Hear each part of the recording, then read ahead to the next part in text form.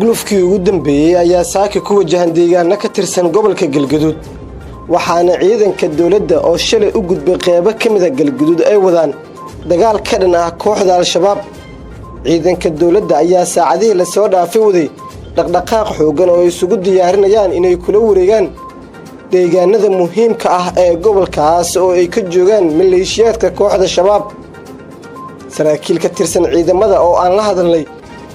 waxay noo sheegeen in ciidanka ay ku wajahan yihiin degmooyin iyo deegaano ka tirsan gobolka Galgaduud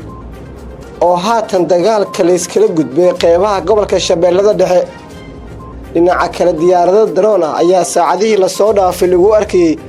soodinta gobolada Shabeellada Dhexe iyo Galgaduud shalay xalay ilaa iyo saakay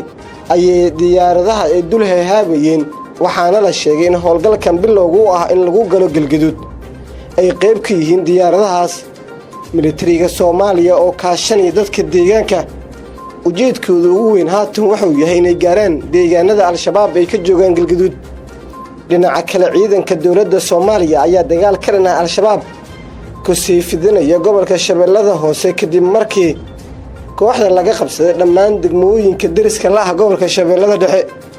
ciidanka ayaa fuliyay howlgal qorsheysan oo al-shabaab ay kala wareegeen deegaano ay ka joogaan gobolka Shabeellada Dhexe oo ku yaala wadada isku xirta magaalada caasimadda ah iyo xarunta gobolka Shabeellada Hoose ee Marko sida lagu sheegay qoraal ka soo baxay warbaahinta dawladda howlgalka ee ciidamada ay sameeyeen waxaa lagu burburiyay goobo al-shabaab ay ku sugnaayeen deegaanada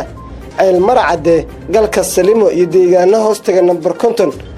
kuwaas oo kooxda ay ku lahaayeen maxkamada beenaadyo iyo xarumo dadka ay ku baadi jireen sida ay sheegtay dawladda